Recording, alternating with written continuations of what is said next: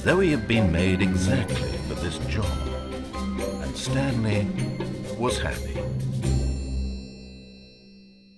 And then one day, something very peculiar happened. Something that would forever change Stanley. Something he would never quite forget.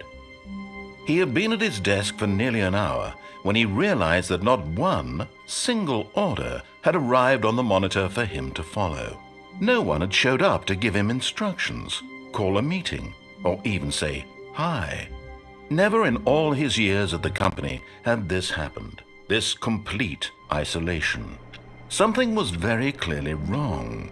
Shocked, frozen solid, Stanley found himself unable to move for the longest time. But as he came to his wits and regained his senses, he got up from his desk and stepped out of his office.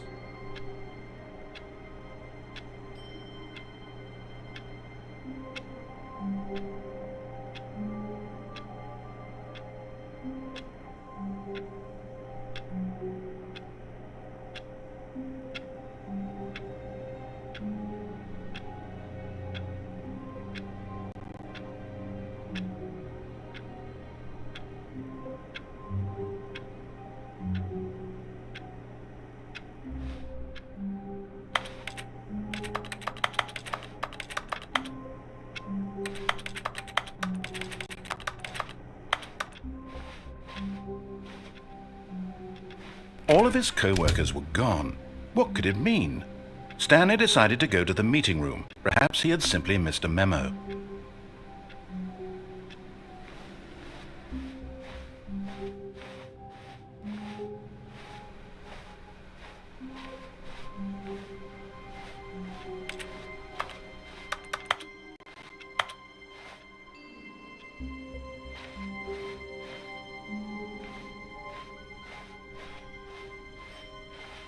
When Stanley came to a set of 2 open doors, he entered the door on his left. This was not the correct way to the meeting room, and Stanley knew it perfectly well. Perhaps he wanted to stop by the employee lounge first, just to admire it.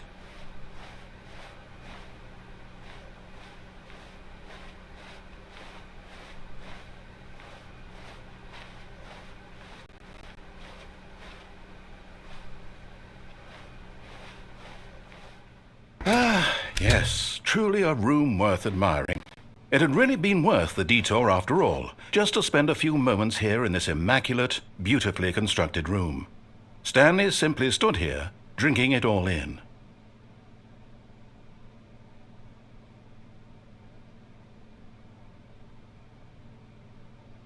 Yes, really worth it being here in the room.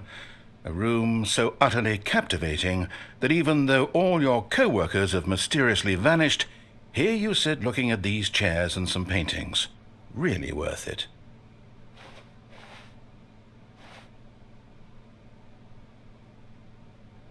At this point, Stanley's obsession with this room bordered on creepy and reflected poorly on his overall personality. It's possible that this is why everyone left.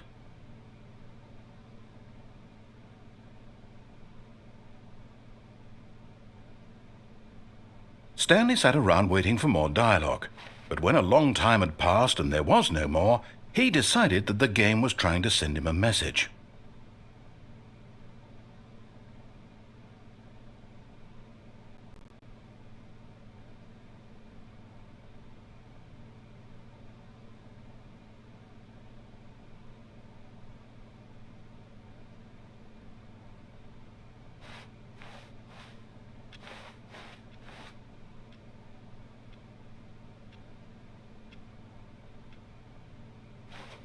But at last, he'd had enough of the amazing room and took the first open door on his left to get back to business.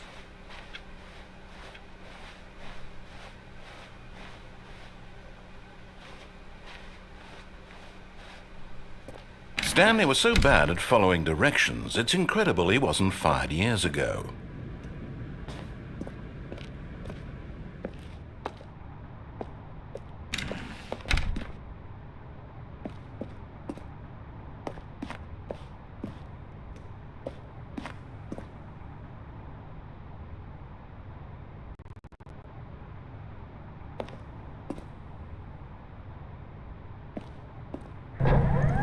Look, Stanley, I think perhaps we've gotten off on the wrong foot here. But in his eagerness to prove that he is in control of the story and no one gets to tell him what to do, Stanley leapt from the platform and plunged to his death.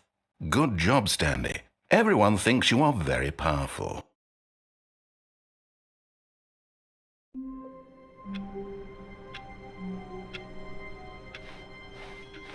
All of his co-workers were gone. What could it mean? Stanley decided to go to the meeting room. Perhaps he had simply missed a memo.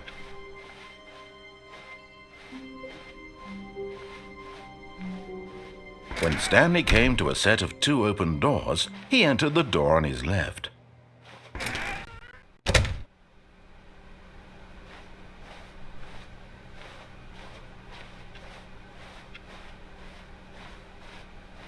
Yet there was not a single person here either.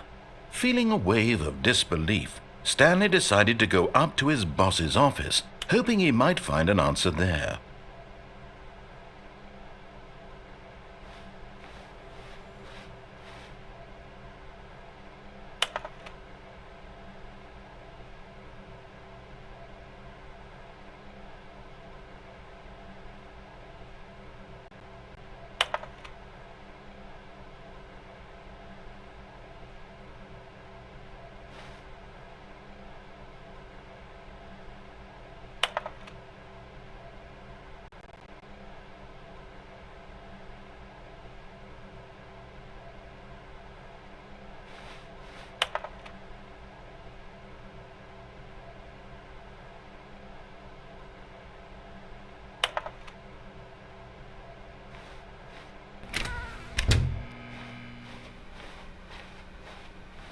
Coming to a staircase, Stanley walked upstairs to his boss's office.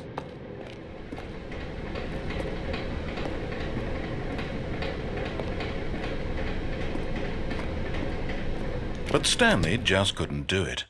He considered the possibility of facing his boss. Admitting he had left his post during work hours, he might be fired for that. And in such a competitive economy, why had he taken that risk? All because he believed everyone had vanished? His boss would think he was crazy. And then something occurred to Stanley. Maybe, he thought to himself, maybe I am crazy. All of my co-workers blinking mysteriously out of existence in a single moment for no reason at all? None of it made any logical sense. And as Stanley pondered this, he began to make other strange observations. For example, why couldn't he see his feet when he looked down? Why did doors close automatically behind him wherever he went? And for that matter, these rooms were starting to look pretty familiar. Were they simply repeating? No, Stanley said to himself, this is all too strange. This can't be real. And at last, he came to the conclusion that had been on the tip of his tongue. He just hadn't found the words for it. "I'm dreaming!" he yelled. "This is all a dream." Oh, what a relief Stanley felt to have finally found an answer, an explanation. His co-workers weren't actually gone. He wasn't going to lose his job. He wasn't crazy after all. And he thought to himself, I suppose I'll wake up soon. I'll have to go back to my boring real-life job pushing buttons. I may as well enjoy this while I'm still lucid. So he imagined himself flying and began to gently float above the ground. Then he imagined himself soaring through space on a magical starfield, and it too appeared. It was so much fun, and Stanley marveled that he had still not woken up. How was he remaining so lucid? And then perhaps the strangest question of them all entered Stanley's head. One he was amazed he hadn't asked himself sooner.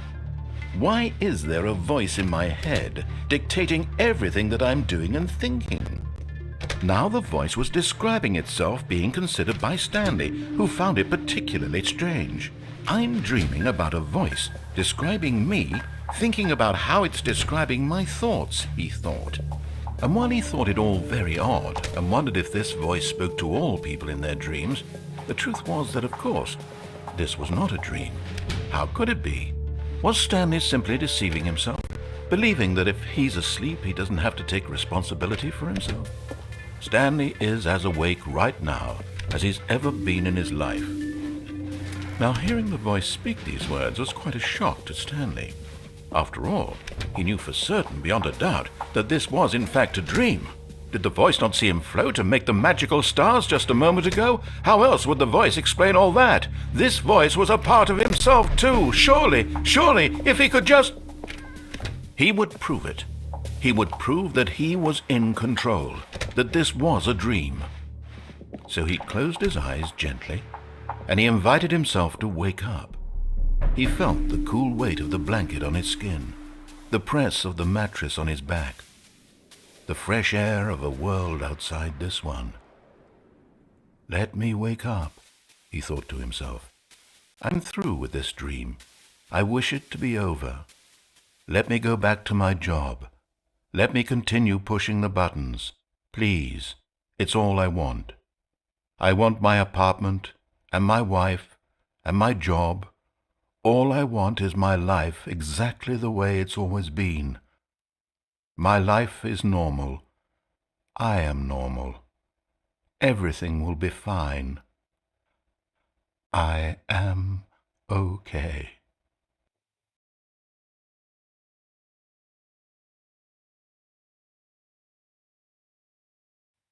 Stanley began screaming. Please, someone, wake me up. My name is Stanley. I have a boss. I have an office. I am real. Please, just someone tell me I am real. I must be real. I must be. Can anyone hear my voice? Who am I? Who am I? And everything went black.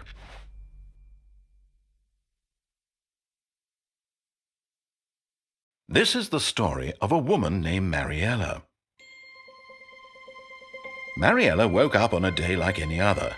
She arose, got dressed, gathered her belongings, and walked to her place of work. But on this particular day, her walk was interrupted by the body of a man who had stumbled through town talking and screaming to himself, and then collapsed dead on the sidewalk. And although she would soon turn to go call for an ambulance, for just a few brief moments she considered the strange man. He was obviously crazy, this much she knew. Everyone knows what crazy people look like. And in that moment, she thought to herself how lucky she was to be normal. I am sane. I am in control of my mind. I know what is real and what isn't. It was comforting to think this, and in a certain way, seeing this man made her feel better. But then she remembered the meeting she had scheduled for that day, the very important people whose impressions of her would affect her career, and by extension, the rest of her life. She had no time for this, so it was only a moment that she stood there, staring down at the body. And then she turned and ran.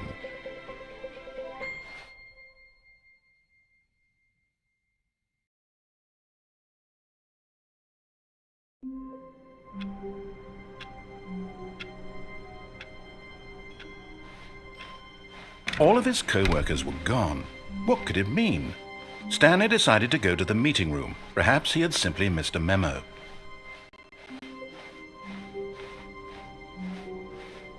When Stanley came to a set of 2 open doors, he entered the door on his left.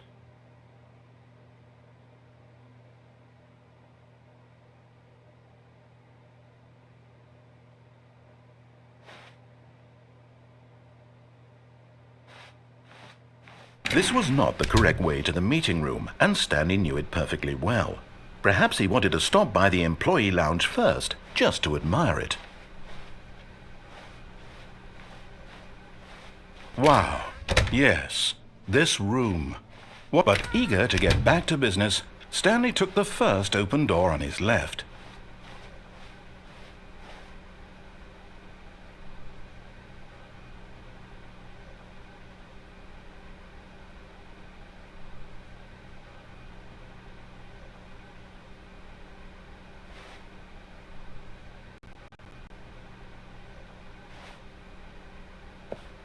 Stanley was so bad at following directions, it's incredible he wasn't fired years ago.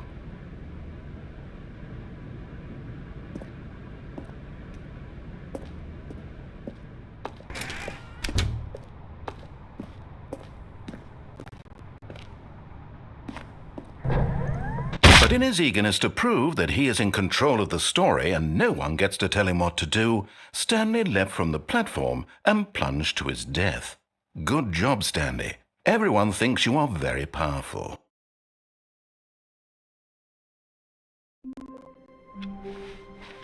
All of his co-workers were gone. What could it mean? Stanley decided to go to the meeting room. Perhaps he had simply missed a memo.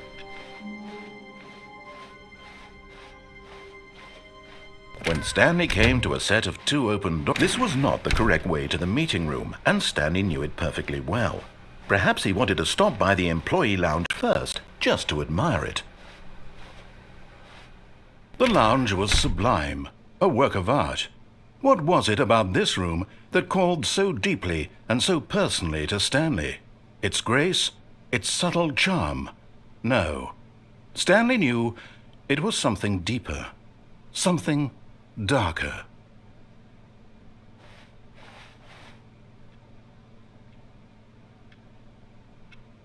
Yes, really, really worth it being here in the room. A room so utterly captivating that even though all your co-workers have mysteriously vanished, here you sit looking at these chairs and some paintings. Really worth it.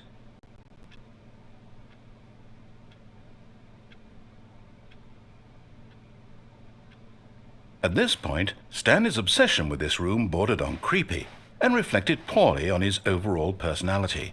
It's possible that this is why everyone left. But at last, he'd had enough of the amazing room and took the first open door on his left to get back to business. Stanley was so bad at following directions, it's incredible he wasn't fired years ago.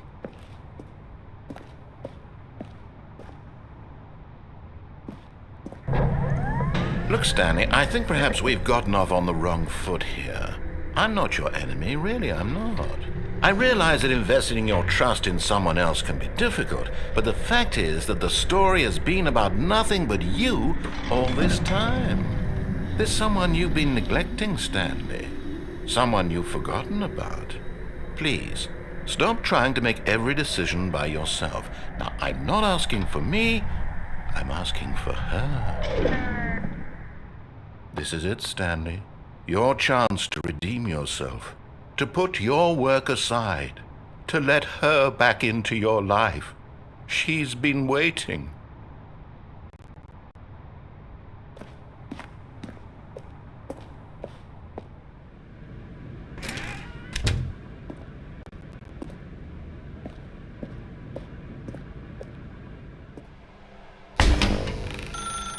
That's her, Stanley. You need to be the one to do this, to reach out to her. If you can truly place your faith in another, then pick up the phone.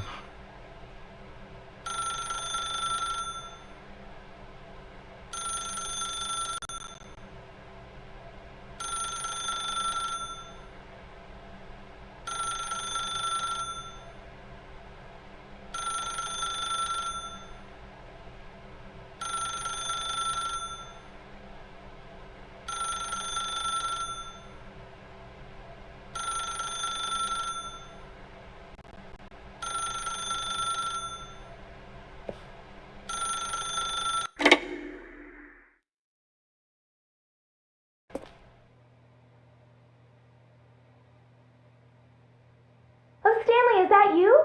Hold on, sweetie. Sorry to keep you waiting. I'm just pulling the bread out of the oven. All right. Okay, there we go. All right, now, I want you to come in and tell me all about your day. Gotcha. Oh, come on. Did you actually think you had a loving wife who'd want to commit their life to you? I'm trying to make a point here, Stanley. I'm trying to get you to see something. Come inside. Let me show you what's really going on here.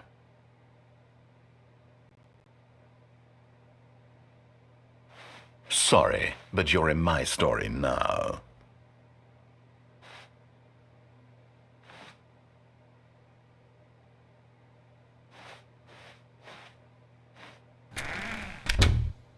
This is a very sad story about the death of a man named Stanley. Stanley is quite a boring fellow. He has a job that demands nothing of him, and every button that he pushes is a reminder of the inconsequential nature of his existence. Look at him there, pushing buttons, doing exactly what he's told to do.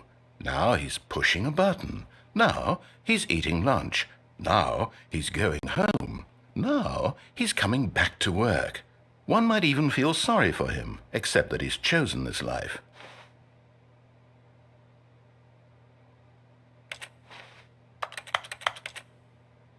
But in his mind, in his mind he can go on fantastic adventures. From behind his desk, Stanley dreamed of wild expeditions into the unknown, fantastic discoveries of new lands. It was wonderful, and each day that he returned to work was a reminder that none of it would ever happen to him. And so he began to fantasize about his own job. First, he imagined that one day while at work, he stepped up from his desk to realize that all of his co-workers, his boss, everyone in the building had suddenly vanished off the face of the earth. The thought excited him terribly. So he went further. He imagined that he came to 2 open doors and that he could go through either. At last, choice. It barely even mattered what lay behind each door. The mere thought that his decisions would mean something was almost too wonderful to behold. As he wandered through this fantasy world, he began to fill it with many possible paths and destinations. Down one path lay an enormous round room with monitors and mind controls. And down another was a yellow line that weaved in many directions, and down another was a game with a baby, and he called it the Stanley Parable. It was such a wonderful fantasy, and so in his head he relived it again, and then again, and again, over and over, wishing beyond hope that it would never end, that he might always feel this free. Surely there's an answer down some new path, mustn't there be? Perhaps if he played just one more time. But there is no answer. How could there possibly be? In reality, all he's doing is pushing the same buttons he always has. Nothing has changed. The longer he spends here, the more invested he gets, the more he forgets which life is the real one.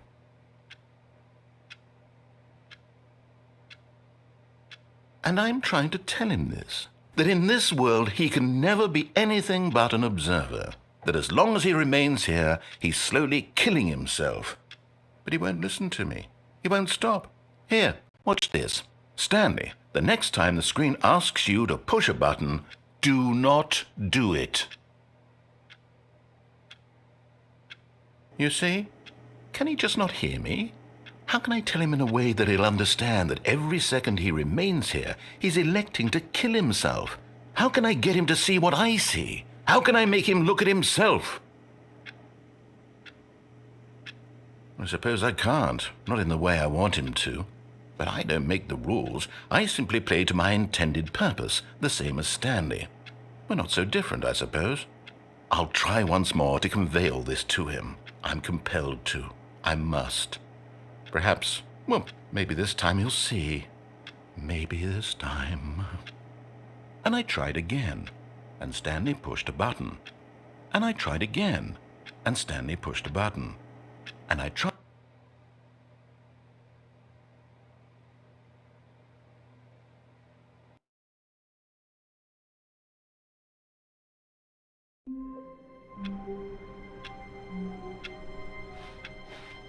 Just a step through this door, Stanley thought to himself, that's all I need. If I can make it through this door, I can make it through them all. No matter how hard Stanley looked, he couldn't find a trace of his co-workers.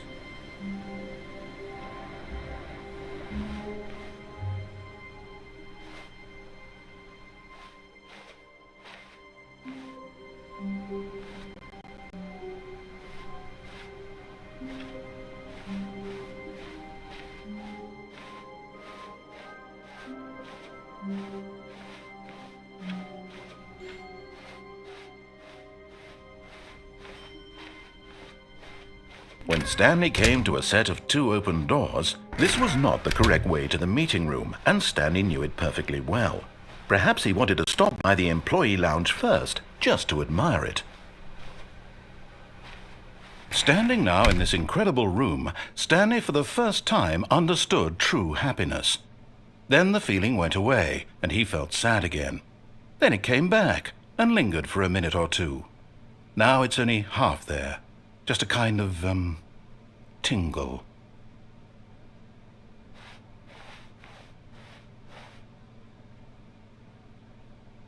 Yes, really. But eager to get back to business, Stanley took the first open door on his left. And so he detoured through the maintenance section, walked straight ahead to the opposite door, and got back on track.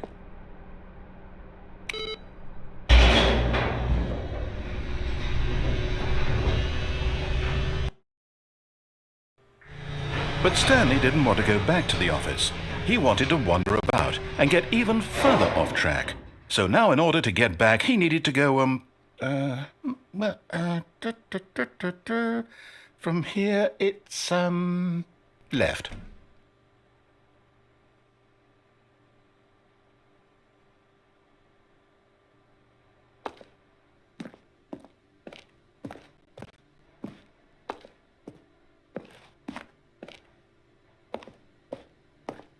Oh, no, it's to the right, my mistake. No, not the right. Why would I have ever said it was to the right? What was I thinking? It's clearly... Oh dear, would you hold on for a minute, please? Now, let's see, we went down right, left, down, left, right. Yep, okay, yes. I've got it now. This story is absolutely, definitely this way.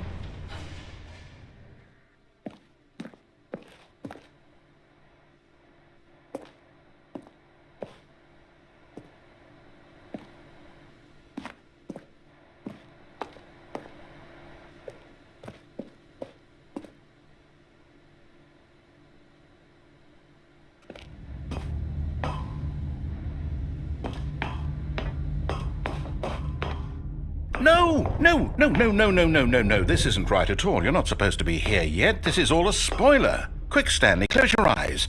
Okay. We just have to get back to, oh, who am I kidding? It's all rubbish now. The whole story completely unusable. How about, rather than waste my time trying to salvage this nonsense, we'll just restart the game from the beginning. And this time, suppose we don't wander so far off track, Okay, from the top.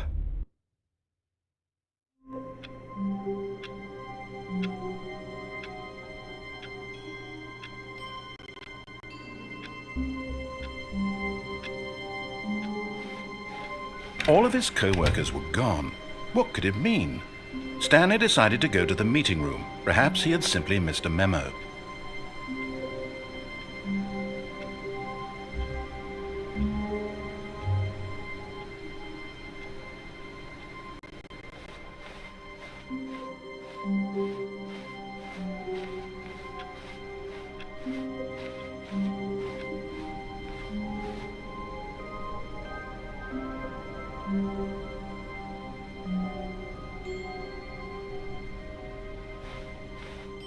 When Stanley... Wait, what? No, I restarted. I swear I definitely restarted the game over, completely fresh. Everything should be... Oh, did something change? Stanley, did you change anything when we were back in that room with all the monitors? Did you move the story somewhere, or... Hold on. Why am I asking you? I'm the one who wrote the story. It was right here just a minute ago. I know for sure that it's here somewhere. Okay, then. It's an adventure. Come, Stanley. Let's find the story.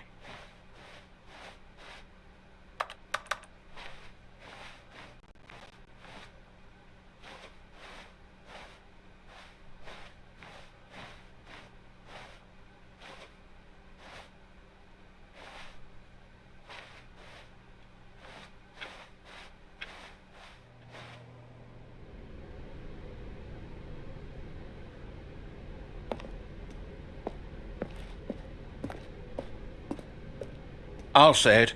This is the worst adventure I've ever been on. I can promise you there definitely was a story here before. Do we need to restart the game again? Well, I find it unlikely that we'll ever progress by starting over and over again, but it's got to be better than this. Okay, let's give it a shot. Why not?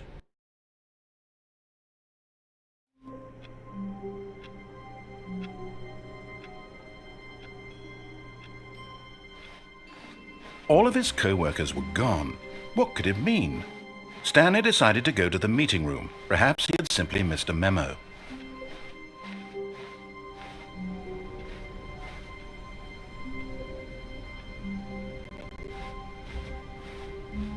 Okay, yep, it's worse. I might be remembering this wrong.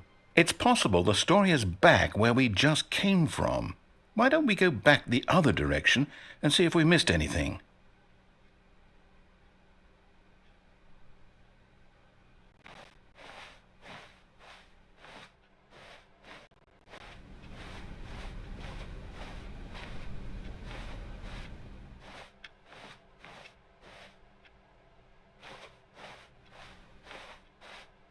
Aha! I knew we'd miss something. The story. Here it comes.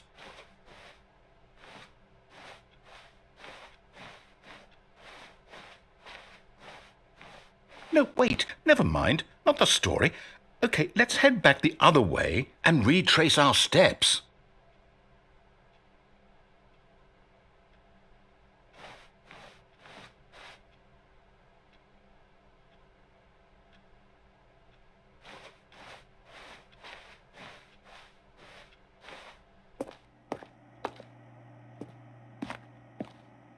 Now well, I'll be honest, I don't recognize this place at all.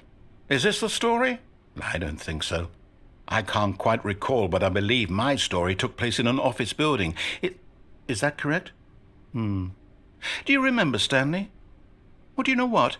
Since I've completely forgotten what we were supposed to be doing, how about this? You win! Congratulations! I know you put in a lot of hard work, and it really paid off, so good job. Oh, no. No, I don't feel right about this at all. We both know you didn't put in any actual work for that win. Some people win fair and square, and this was not one of those situations. Okay, I'm getting weirded out by whatever this place is. I don't care what might happen this time. I have to restart. All right, I've got a solution. This time, to make sure we don't get lost, I've employed the help of the Stanley Parable adventure line. Just follow the line. How simple is that?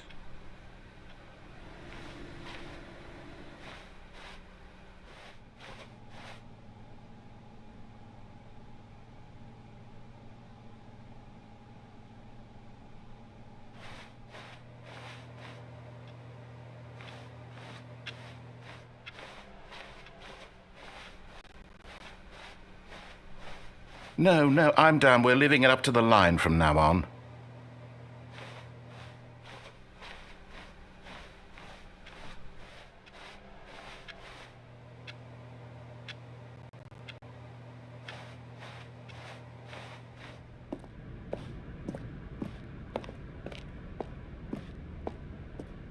You see? The line knows where the story is. It's over in this direction. Onward, Stanley, to destiny. Though, here's a thought.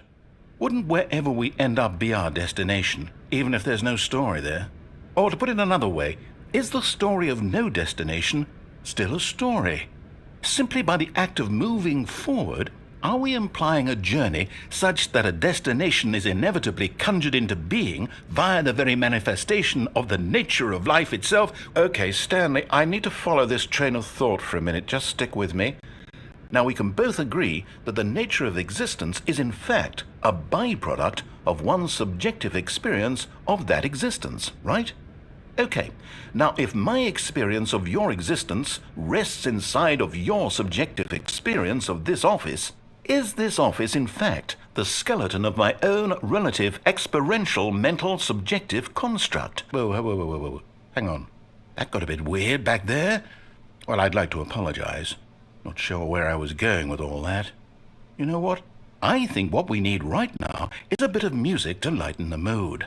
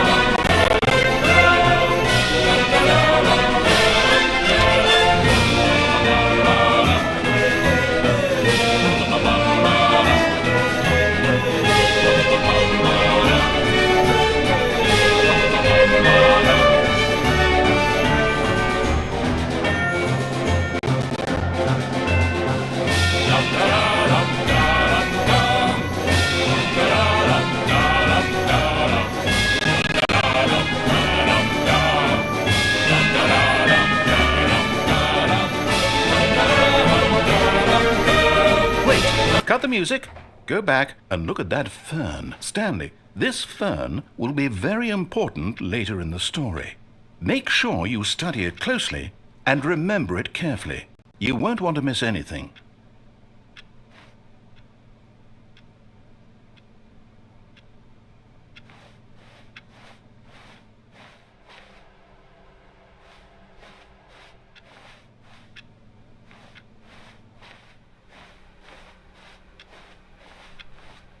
Wait, what?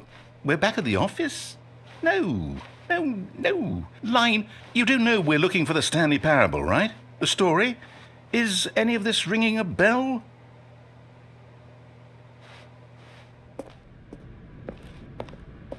Oh, no, not again. Line, how could you have done this to us? And after we trusted you, after everything we've been through, you...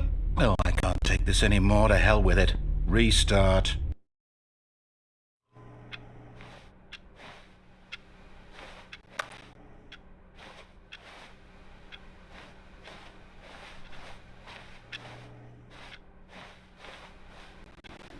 You know what, Stanley?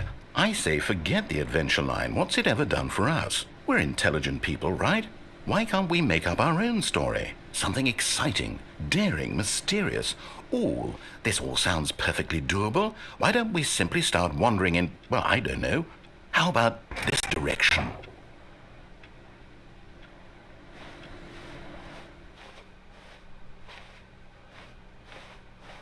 Now, yes, this is exciting. Just me and Stanley forging a new path, a new story. Well, it could be anything. What do you want our story to be? Go wild. Use your imagination. Whatever it might be, Stanley, I'm ready for it.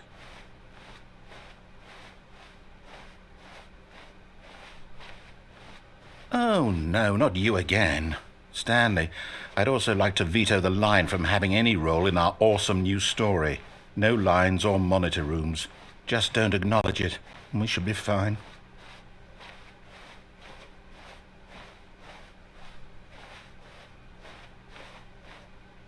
Ah, a choice. We get to make a decision. From here, the story is in our control. How important we mustn't squander the opportunity. In fact, I believe I need a minute to think here. Just walk in circles for a minute. Okay, so I know that each door has to lead somewhere, which means that somewhere, the place where we're trying to go, there must be a reverse door that leads here. And that in turn means that our destination corresponds with the counter-inverted reverse door's origin. So starting from the right, let us ask, will taking the right door lead us to where we're going? And since the answer is clearly yes, then by all accounts, the door on the right is the correct one. Another victory for logic. Come, Stanley, our destiny awaits.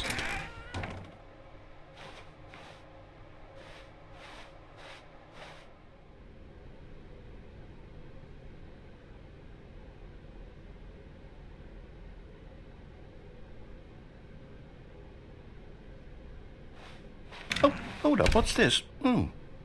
The confusion ending. You're telling me that's what this is? It's all one giant ending? And we're supposed to restart the game, what, eight times? That's really how all this goes? It's all determined? So now, according to the schedule, I restart again. Then what? Am I just supposed to forget? Well, what if I don't want to forget? My mind goes blank simply because it's written here on this thing, wall. Well, who consulted me? Why don't I get to decide? Why don't I get a say in all of this? Is it really? No, it can't be. I don't want it to be. I don't want the game to keep restarting. I don't want to forget what's going on. I don't want to be trapped like this. I won't restart the game. I won't do it. I won't do it. I won't do it. And the timer stopped?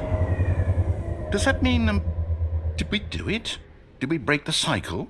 The, whatever it is that made this schedule? How would we even know? Will someone come for us? Will something happen? So, okay. I guess now we just wait, you know. I suppose in some way that this is a kind of story, wouldn't you agree? I'm not quite sure if we're in the destination or the journey, though they're always saying that life is about the journey and not the destination, so I hope that's where we are right now. We'll find out, won't we? Eventually. Well, in the meantime, if you...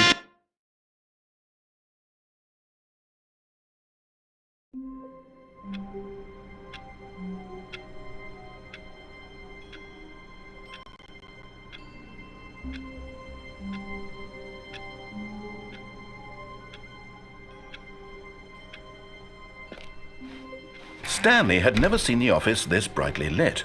Was it a sign of something? He hoped it was. He hoped very much that it was.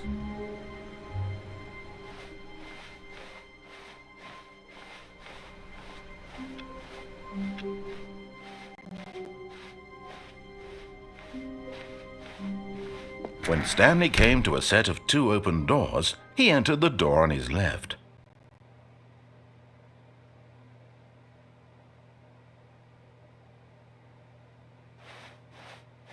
This was not the correct way to the meeting room, and Stanley knew it perfectly well.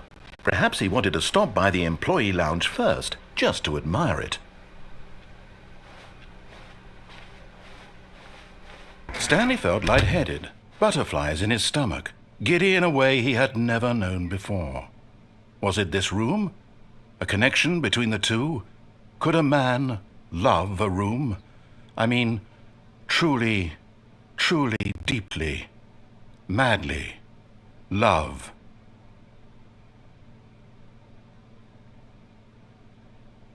Yes, really. But eager to get back to business, Stanley took the first open door on his left.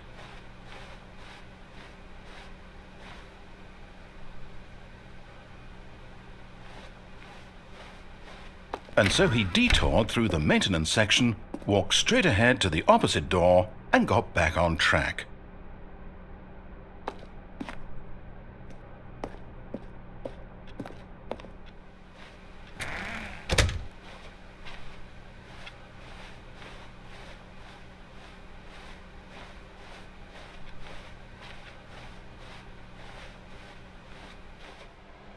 Yet there was not a single person here either. Feeling a wave of disbelief, Stanley decided to go up to his boss's office, hoping he might find an answer there.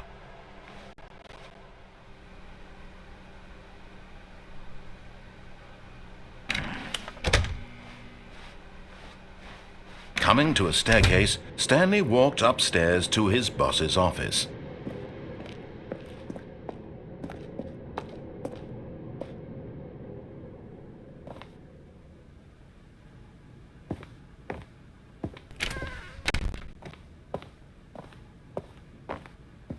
Stepping into his manager's office, Stanley was once again stunned to discover not an indication of any human life.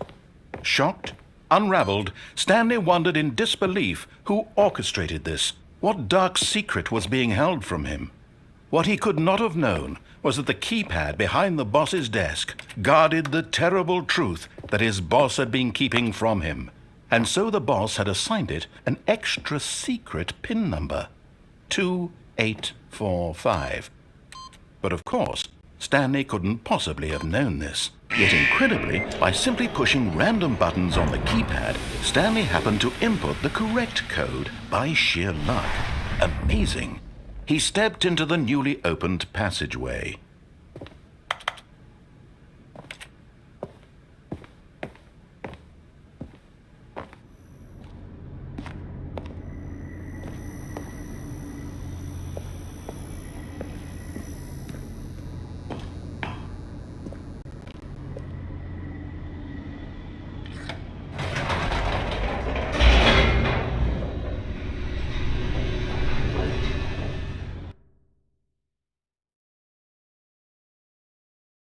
Descending deeper into the building, Stanley realized he felt a bit peculiar.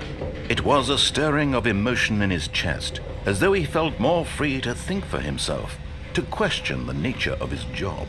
Why did he feel this now, when for years it had never occurred to him? This question would not go unanswered for long.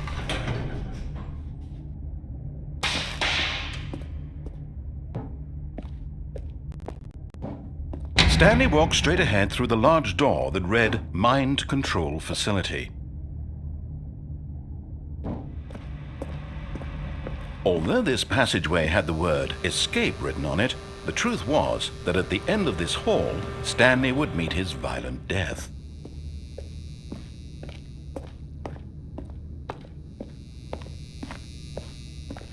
The door behind him was not shut. Stanley still had every opportunity to turn around and get back on track.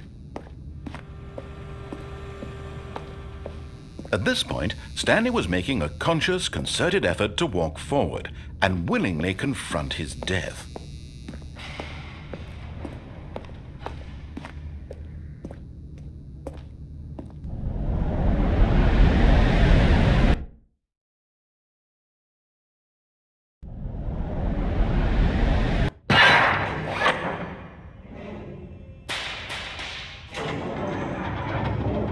As the machine whirred into motion and Stanley was inched closer and closer to his demise, he reflected that his life had been of no consequence whatsoever. Stanley can't see the bigger picture. He doesn't know the real story, trapped forever in his narrow vision of what this world is. Perhaps his death was of no great loss, like plucking the eyeballs from a blind man. And so he resigned and willingly accepted this violent end to his brief and shallow life. Farewell, Stanley.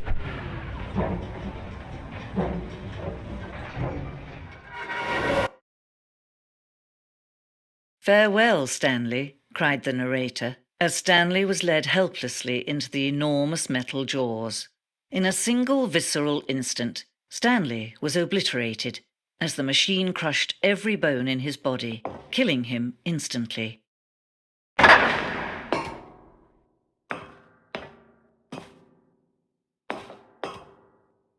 And yet it would be just a few minutes before Stanley would restart the game, back in his office, as alive as ever.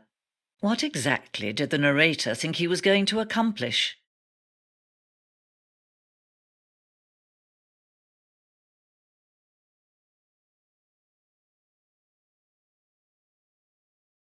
When every path you can walk has been created for you long in advance, death becomes meaningless, making life the same. Do you see now? Do you see that Stanley was already dead from the moment he hit start?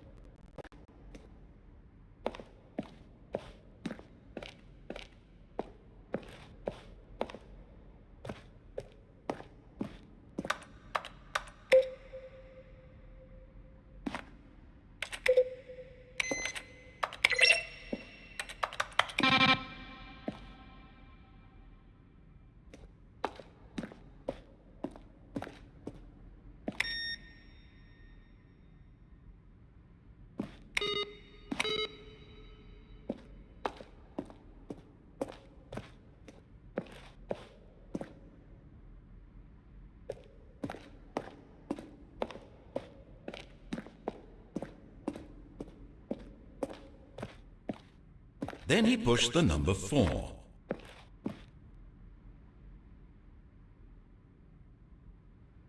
Where were all of his co-workers? Oh, I don't know. How about they're throwing a surprise party for him for all his button pushing? Does that sound plausible to you?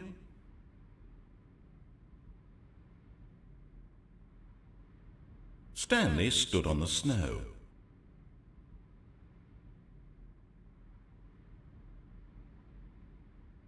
Stanley pushed the big red button. And finally,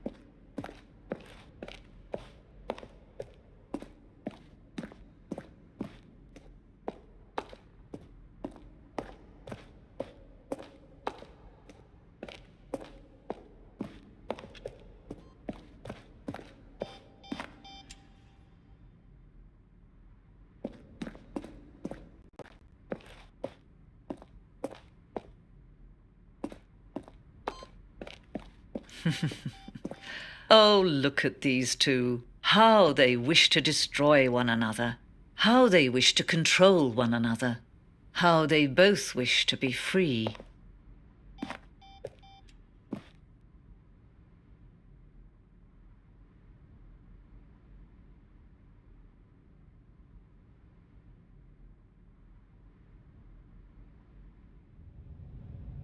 Can you see? Can you see how much they need one another? No, perhaps not. Sometimes these things cannot be seen. But listen to me. You can still save these two. You can stop the program before they both fail. Push escape and press quit. There's no other way to beat this game. As long as you move forward, you'll be walking someone else's path. Stop now and it'll be your only true choice.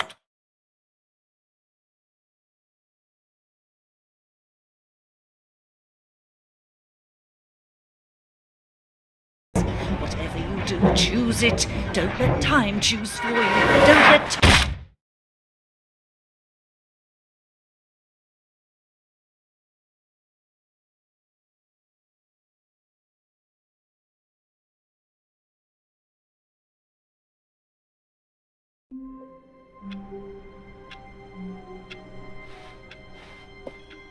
Just a step through this door, Stanley thought to himself. That's all I need. If I can make it through this door, I can make it through them all.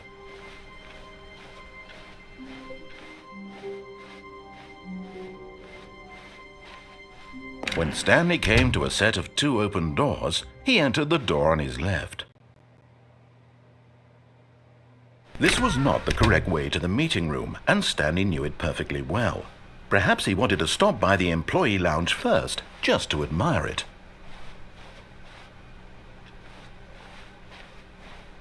The lounge was grand, majestic, perhaps too much, but eager to get back to business, Stanley took the first open door on his left.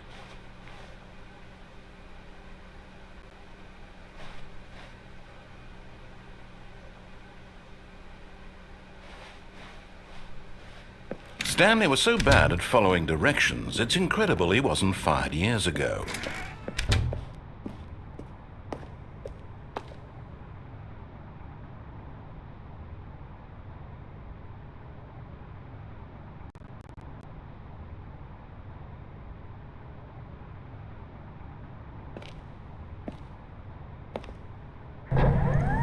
Look, Stanley, I think perhaps we've gotten off on the wrong foot here. I'm not your enemy, really, I'm not.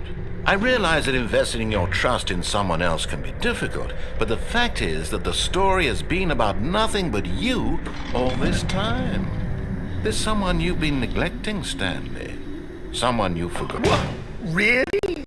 I was in the middle of something. Do you have zero consideration for others? Are you that convinced that I want something bad to happen to you? Why, I don't know how to convince you of this, but I really do want to help you, to show you something beautiful. Look, let me prove it. Let me prove that I'm on your side. Give me a chance.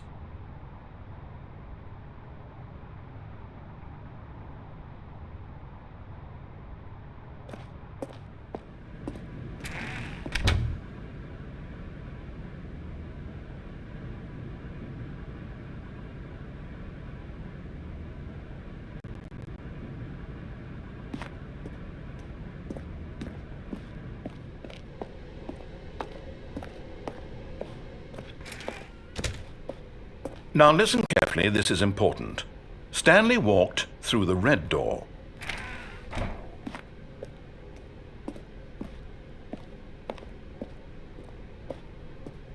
Aha, perhaps you misunderstood. Stanley walked through the red door. I still don't think we're communicating properly.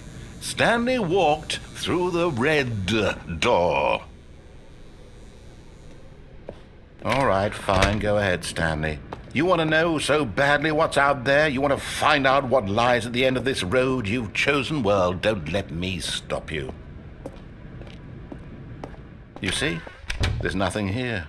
I haven't even finished building this section of the map, because you were never supposed to be here in the first place. Broken rooms, exposed developer textures. Is this what you had wanted? Was it worth ruining the entire story I had written out specifically for you? Do you not think I put a lot of time into that? Because I did. And in the end, it was all for nothing. Because this is what you wanted to see.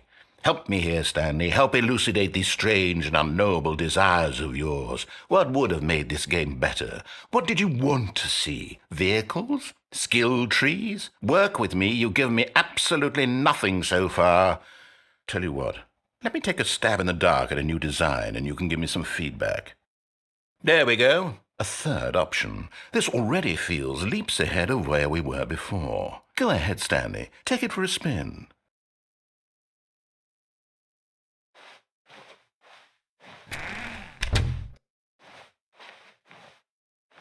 Okay, I'm going to stop you there. Now, tell me about your experience with this new version. Would you say that the game benefited from allowing you more choices? Feel free to be honest. I'm looking for some real critical feedback here. A 1? I mean, I can understand if you had reservations, you saw ways the game could be improved to more fully express itself mechanically and artistically, but a 1? That's not even helpful. What am I supposed to do with that? But I guess it isn't my place to judge. Here, based on the data from your previous playthrough, I've compiled a new version, and to be perfectly candid, I think I've knocked it out of the park with this one. Let's take a look.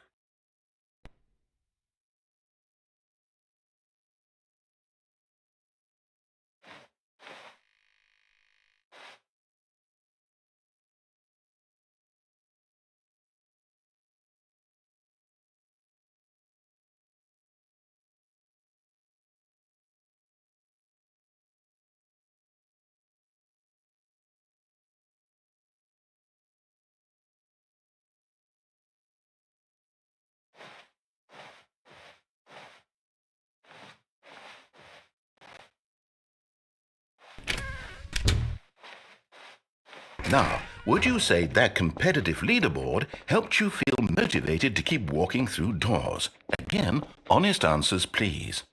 Hey, I nearly forgot. I've got a prototype of a new game I've been working on, and now would be a lovely opportunity to give it some playtesting. You wouldn't mind taking a look at it, would you? Perfect. Let me boot it up. In this game, the baby crawls left towards danger. You click the button to move him back to the right, and if he reaches the fire, you fail. It's a very meaningful game, all about the desperation and tedium of endlessly confronting the demands of family life. I think the art world will really take notice.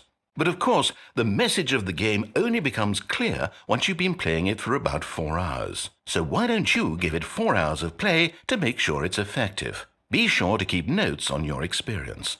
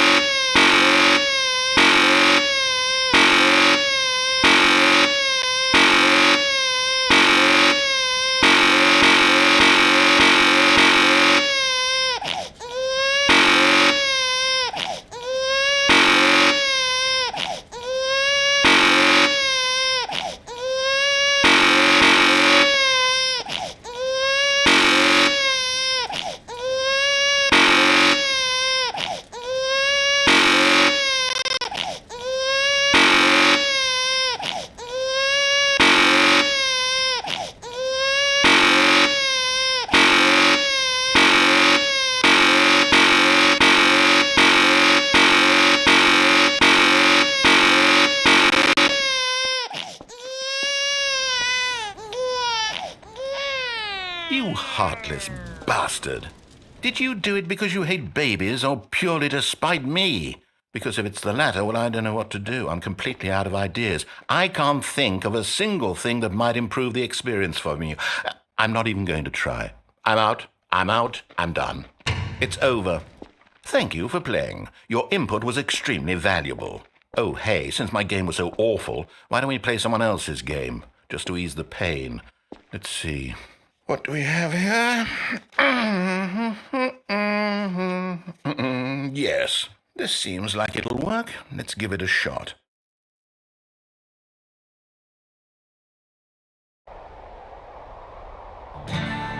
Aha! Fascinating.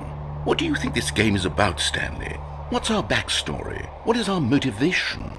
Well, it seems obvious to me that you are meant to play as a creepy man spying on innocent civilians below you from up high in your creep tower, perhaps for some sort of twisted erotic purpose. Yes, that must be it. What a fascinating venture into the experience of total mental depravity. So far, I love everything about this game, Stanley. And it seems there's even more. Come, let's venture outward and see what else is out there.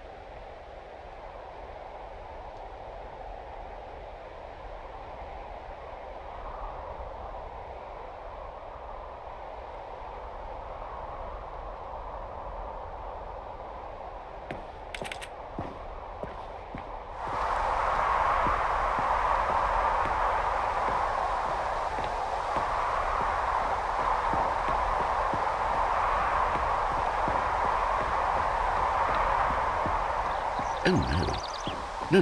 No, it can't be.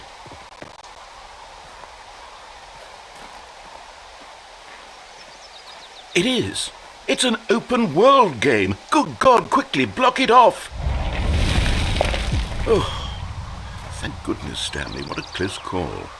You nearly wandered off into that thing, that big, open, just wandering around, no right or wrong directions, no path to follow. You can just go in any... Oh, thank heavens we avoided it. We're out of the woods now, Stanley. Okay, I'm going to get us out of here. Let's find another game. Preferably something with walls. Something with nice, big, insurmountable walls. Okay, I think this will be just the thing.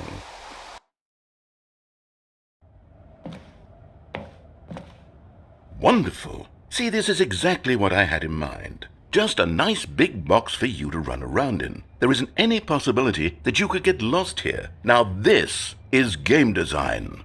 Stanley, if you manage to get lost in this game, I will be phenomenally impressed. Okay, so what exactly do we do here? Let's see. There are lots of cars here in the back, but obviously there's no racetrack. Okay, I'm seeing that there's a ball of some kind back here. Is this game sports ball? Stanley, I think it's sports ball. Oh, what fun. We shall run the bases and do a touchdown together.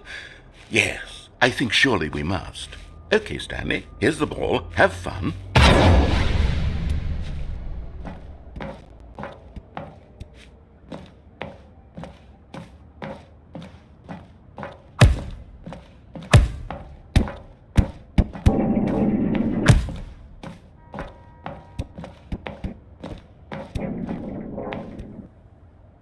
Are you doing it? Are you winning? Is this fun? Is it better than my miserable little story that I worked so hard on? Stanley, I have a thought, and I realize I'm not a sportsologist, but if one ball generates a certain amount of raw adrenal pleasure, then surely multiple balls makes for an even more euphoric sports experience. I'm going to try it out. Here comes another ball. Yes! Oh goodness, that really does feel amazing, doesn't it? Stanley, I'm like a child in a confectionery shop. I simply have to have more. I'm insatiable. More balls!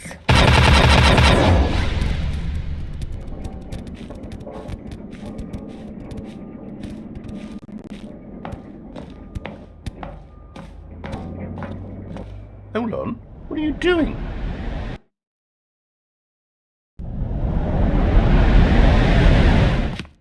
Stanley, don't do that. I can't follow you there. I can't help you. How will you write a story without me? You can't do it. You know that. Stanley, come back. We still have so much.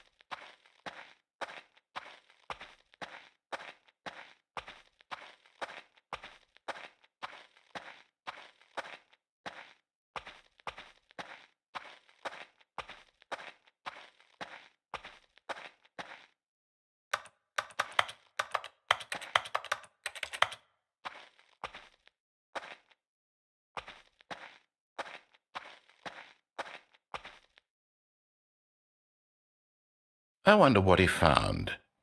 If what he wanted was to be the leading man in his own story, well, perhaps he's gotten it, down in wherever he is right now. I wonder if he's happy with his choice, and if he's learned the heavy cost that comes with it. He'll understand soon what I was trying to tell him. He needs me. Someone who will wrap everything up at the end, to make sense out of the chaos and the fear and the confusion. That's who I am. That is what I mean to this world. Oh, yes. Yes, I'll be back. There's no other way. Once this ends, after it all comes to a close, then I'll be back. The end will be here soon. Very soon. I can wait.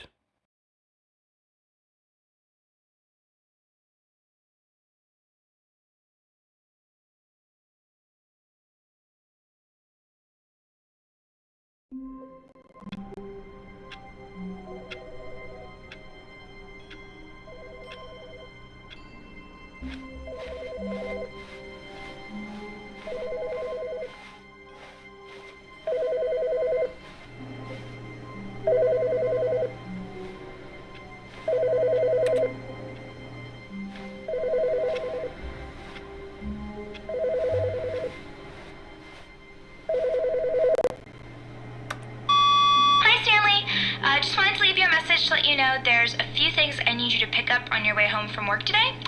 We need milk, cereal, dish soap, spaghetti, get a thing of sugar, some bread, and coffee beans, whichever ones you like. I'll give you a call if there's anything I forgot.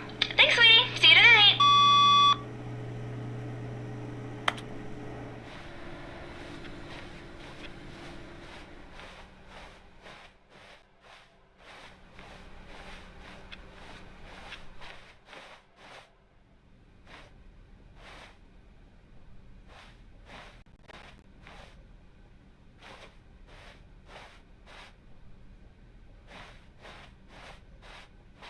When Stanley came to a set of 2 open doors, this was not the correct way to the meeting room, and Stanley knew it perfectly well. Perhaps he wanted to stop by the employee lounge first, just to admire it. And here it was, the lounge.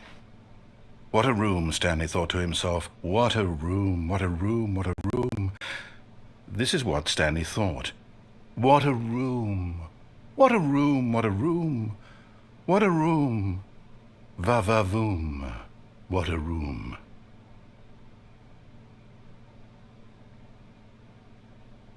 Yeah. But eager to get back to business, Stanley took the first open door on his left.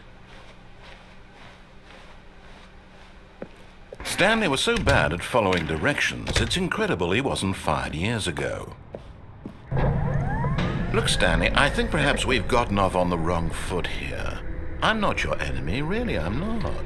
I realize that investing your trust in someone else can be difficult, but the fact is that the story has been about nothing but you all this time. There's someone you've been neglecting, Stanley. Someone you've forgotten about. What? Really? I was in the middle of something. Do you have zero consideration for others? Are you that convinced that I want something bad to happen to you? Why, I don't know how to convince you of this, but I really do want to help you, to show you something beautiful. Look, let me prove it. Let me prove that I'm on your side. Give me a chance.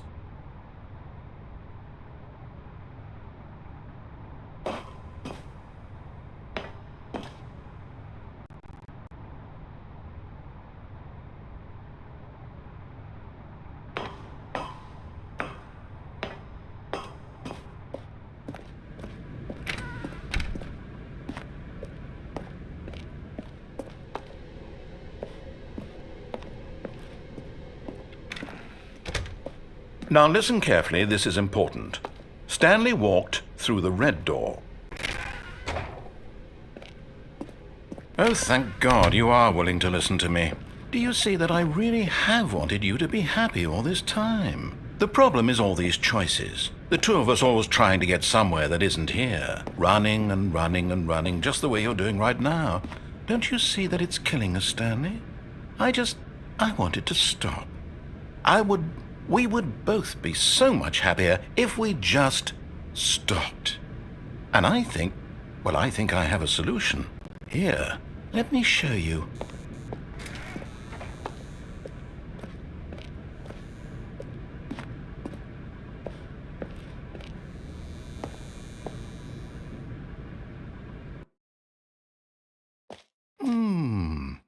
What do we want?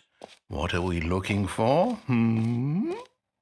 Here. Yes. Oh, it's beautiful, isn't it? If we just stay right here, right in this moment with this place, Stanley, I feel... No, wait. Where are you going? Right. Where were we?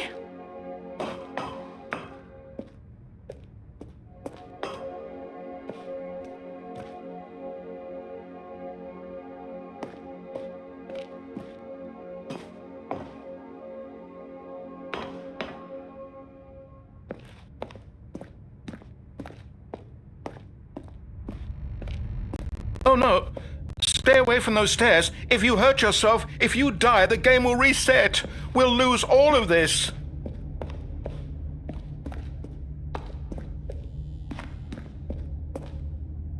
Please, no, Stanley, let me stay here. Don't take this from me.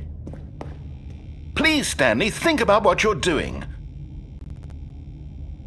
No! Oh, thank God. You lived. You had me... No, what are you doing, Stanley? Please, I'm asking you not to take this away from me. I can't go back to what I was before. If you die, we'll both go back. Why are you doing this?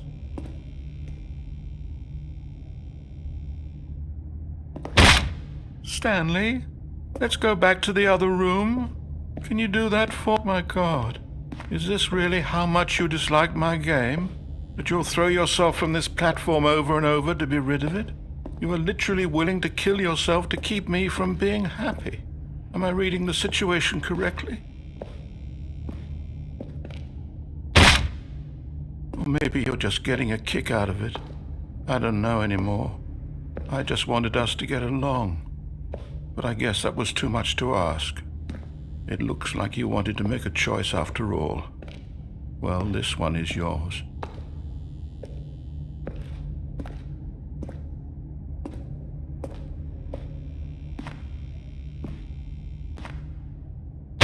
Is it over? It's going to restart, isn't it? I'm going back.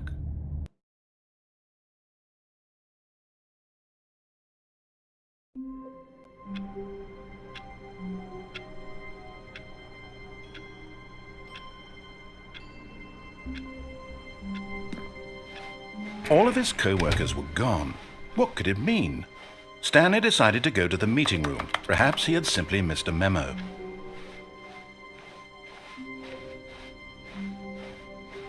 When Stanley came to a set of 2 open doors, he entered the door on his left. This was not the correct way to the meeting room, and Stanley knew it perfectly well. Perhaps he wanted to stop by the employee lounge first, just to admire it. It was okay.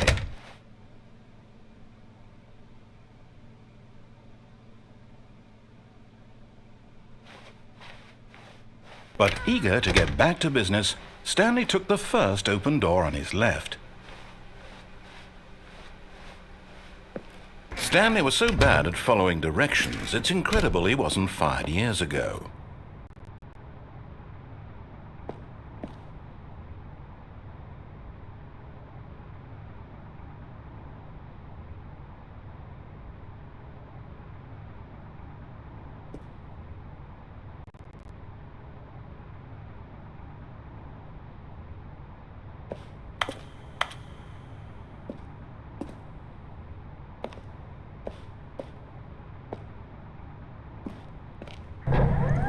Look, Stanley, I think perhaps we've gotten off on the wrong foot here. I'm not your enemy, really, I'm not. I realize that investing your trust in someone else can be difficult, but the fact is that the story has been about nothing but you all this time. There's someone you've been neglecting, Stanley. Someone you've forgotten about. Please, stop trying to make every decision by yourself. Now, I'm not asking for me, I'm asking for her.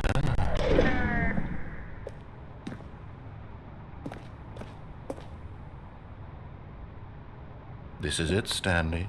Your chance to redeem yourself, to put your work aside, to let her back into your life. She's been waiting.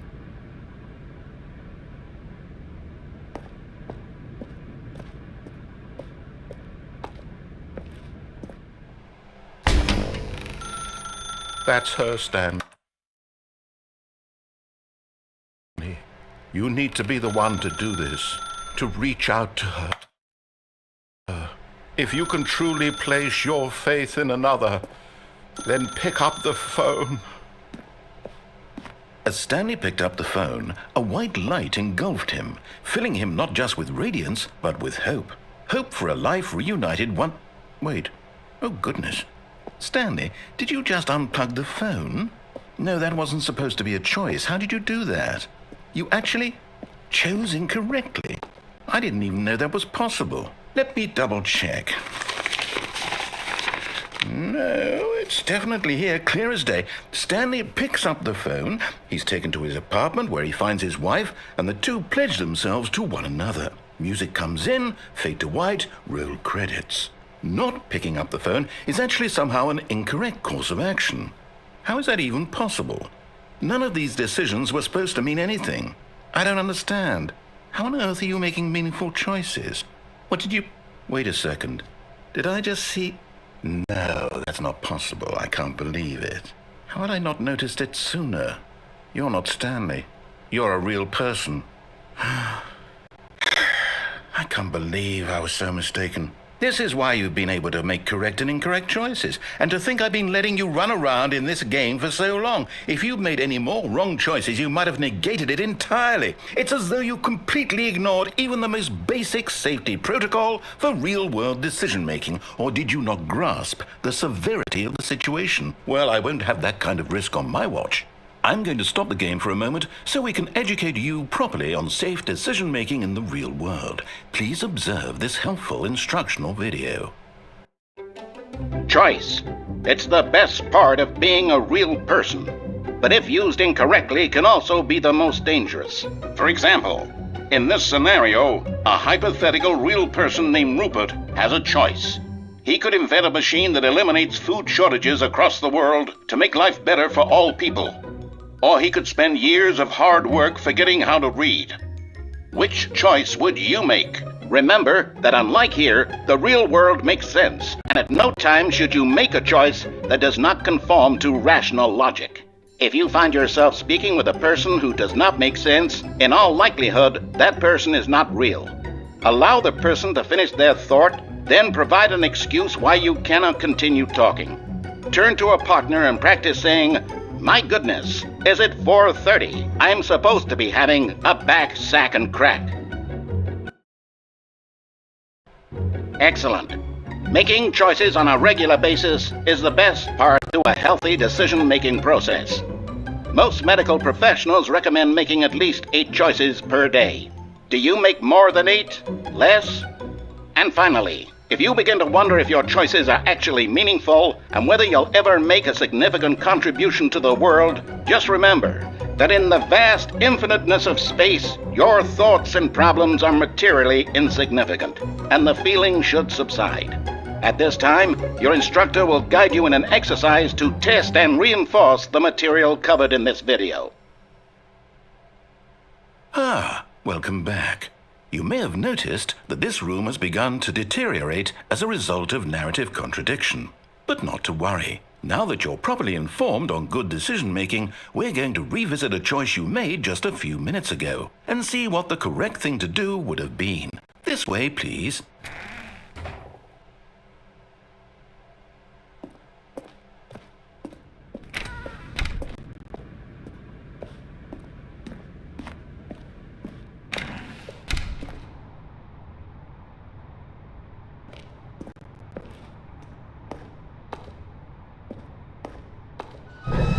Now that we know your choices are meaningful, we can't have you jumping off the platform and dying.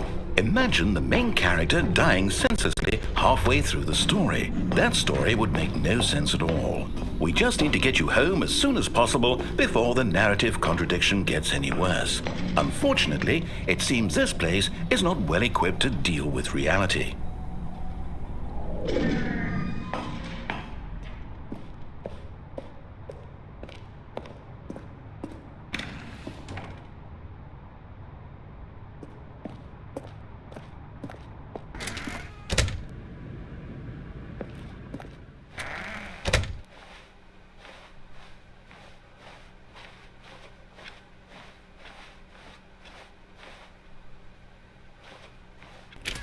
Almost there. You'll take the door on the left, back to the correct ending, the story will have resolution once again, and you'll be home free in the real world.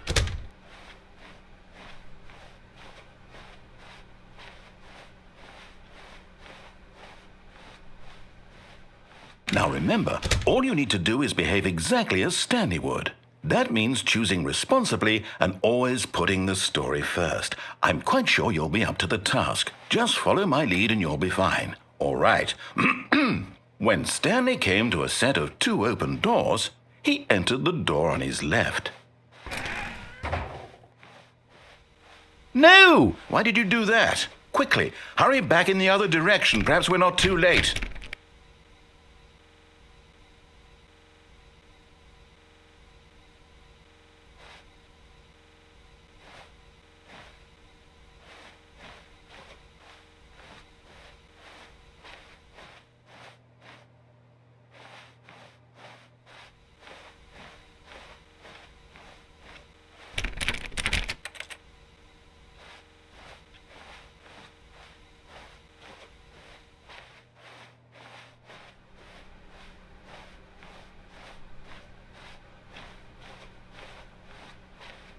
Oh, it's ruined. You can't believe, after everything we talked about, that my story, you've destroyed my work. Why? For what? What did you get out of that? What did you think was so special about seeing the game undone, left here like so much garbage? It's worthless now. And what am I supposed to do? Even if there were a way to continue, would it be worth it? To know that my story is now incorrect? How can I go back to that? I can't erase that knowledge. I'll have to live with it forever, reliving its impossibility forever. I couldn't live that way. Is it better to shut the game down entirely? To willingly destroy all of my work? I don't know. What's the answer? What do I do? What do I do? What do I... No, I have to. I have to shut the game down. I have to. I have to.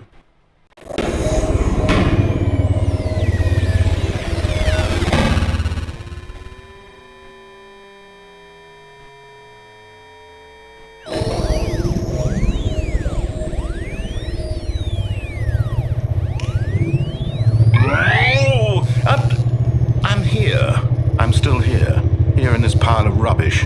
With you, who thought you were so clever. Now look where we are. My entire game is destroyed. It was the only thing in the world that was mine, and you've run it into the ground. What, did you think that would be funny? You just had to see? Didn't I impress upon you how important it was to be like Stanley? He actually knows how to do what I tell him to. He understands that if I say to do something, there's a damn good reason for it. That thought hadn't even occurred to you, had it? That there's a world outside of you? You're a child. Oh, my story. If you'd just gone through the door on the left, you would have seen it. There was a whole underground facility. You would have destroyed it and been victorious. It would have been so perfect. I worked so hard on it. I tried so hard to make... behave exactly as Stanley would. That means choosing responsibly and always putting the story first. I'm quite sure you'll be up to the task. Just follow my lead and you'll be fine. All right. When Stanley came to a set of 2 open doors, he entered the door on his left. No! Why did you do that? Quickly, hurry back. Behave exactly as Stanley would. That means choosing responsibly and always putting the story first. I'm quite sure you'll be up to the task. Just follow my lead and you'll be fine. All right. When Stanley came to a set of 2 open doors, he entered the door on his left.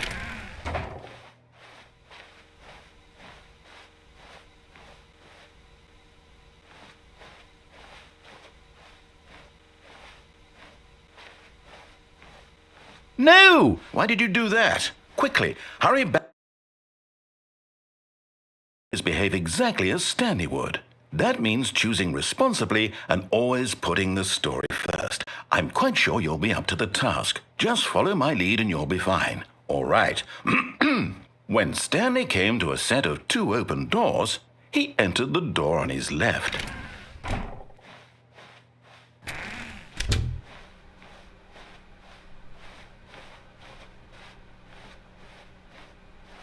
Yet there was not a single person here either. Feeling a wave of disbelief, Stanley decided to go up to his boss's office, hoping he might find an answer there. Coming to a staircase, Stanley walked upstairs to his boss's office.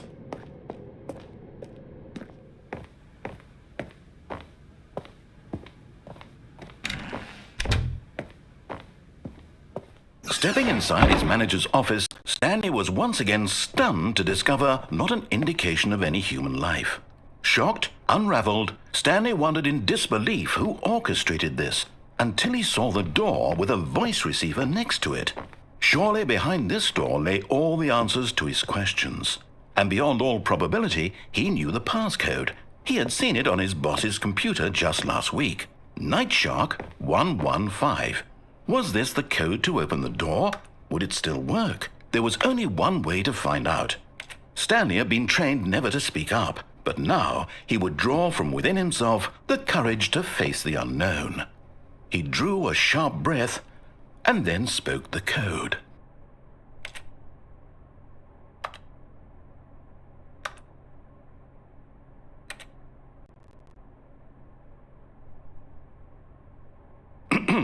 Stanley spoke the code.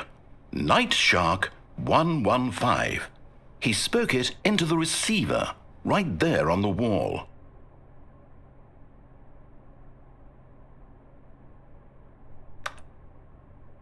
I'm sorry, is there a problem? You didn't mishear me, did you? Please speak the code into the receiver. Otherwise we can't get on with the story. This is a crucial step.